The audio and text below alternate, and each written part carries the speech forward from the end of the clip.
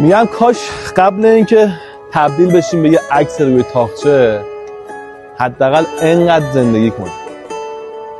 خدا دیگه خسته شدیم حاجی. میگم آروم باش، هیچ چیزی ارزش این همه دلشوره رو نداره. الان همه ما مردیم سال 1499 جدی نگین زیادی نمار. بزرگترین اشتباه هرس خوردن واسه دنیاییه که معلوم نیست فردا توش هستیم یا نیستیم. هیچ برگشتی در کار نیست. قدر هر چیزی رو همون موقع بدونید. میگم اگر همیشه کار کنی، کم پول خرج کنی، اشغال نکنی، کم مرخصی بری، تو ثروتمندترین آدم قبرستان خواهی.